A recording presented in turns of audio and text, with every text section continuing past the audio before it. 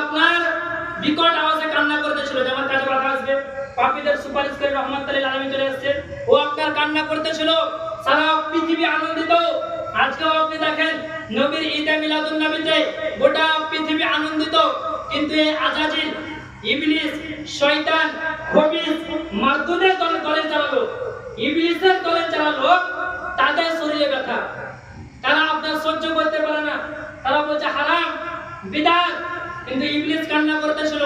হে মুসলমান, একটা কথা মনে রাখবেন, এই আজাজিল, ইবলিস, খবিসের দলের লোক যারা, এদের আপনার সুন্নি জামাতের মোকাবেলা করা আজকে পর্যন্ত সম্ভব হয়নি এবং কিয়ামত পর্যন্ত সম্ভব হবে না।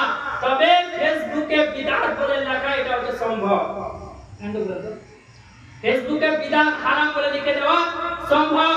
তাই বলে সরাসরি সুন্নি জামাতের সামনে বসা এটা কোনোদিন সম্ভব নয়। হে মুসলমান, মনে রাখবেন, কোন দেওবন্দি, ওয়াহাবি, লামাযাবি, কাদিয়ানি, গায়র মুকাল্লিদ, হাজারওয়া, পাপড়ওয়ার পক্ষে কোরআন হাদিস ইজমা কিয়াসের আলোকে মিলাদুন নবীকে নাজায়েজ প্রমাণ করা আজ পর্যন্ত সম্ভব হয়নি, কিয়ামত পর্যন্ত তাদের পক্ষে সম্ভব হবে না। সুবহানাল্লাহ।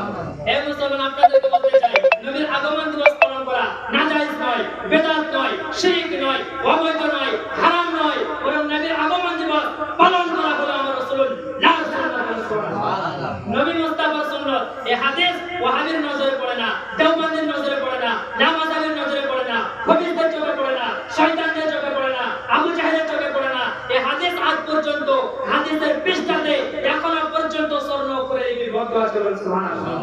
এই মুসলমান, কোন হাদিস? উঠান মুসলিম শরীফ প্রথম খণ্ড 368 পৃষ্ঠা। কত পৃষ্ঠা? 368 পৃষ্ঠা, লাইন নাম্বার 4 এবং 5 এর মধ্যে হাদিসটি লিপিবদ্ধ আছে। মিশকাতুল মাসাবি 179 পৃষ্ঠা, লাইন নাম্বার 11 এবং 12 এর মধ্যে হাদিসটি লিপিবদ্ধ আছে কি? আন আবি কাতাদাতুল আনসারী রাদিয়াল্লাহু তাআলা আনহু সুইলা রাসূলুল্লাহ সাল্লাল্লাহু আলাইহি ওয়াসাল্লাম আন সাওমিল ইসনাইন ফাকালা ফিহি উলিতু ওয়া ফিহি উনজিলা আলাইয়া। সুবহানাল্লাহ। সুবহানাল্লাহ। এই হাদিসের মধ্যে লিপিবদ্ধ আছে হযরত আবু কাতাদা আনসারী থেকে বর্ণিত যে আমার দয়ার নবী, মায়ের নবী, রাহমাতুল লিল আলামিন সোমবারের দিনে রোজা রাখতেন। তো সাহাবায়ে কেরাম জিজ্ঞাসা করলেন, ইয়া রাসূলুল্লাহ, ইয়া হাবিবাল্লাহ, আপনি অন্যান্য দিনে রোজা রাখেন না, কিন্তু সোমবারের দিনটাকে আপনি রোজা ধরে কেন পালন করেন? সোমবারের দিনে রোজা কেন রাখেন? তো আমার নবী বলছেন, ও আমার সাহাবায়ে কেরাম, শোনো, তোমরা জানতে চাও যে আমি সোমবারের দিনটা রোজা ধরে কেন পালন করি? শুনে নাও। আল্লাহর নবী বলছেন, ফিহি উলিতু ওয়া ফিহি উনজিলা আলাইয়া। ও আমার সাহাবায়ে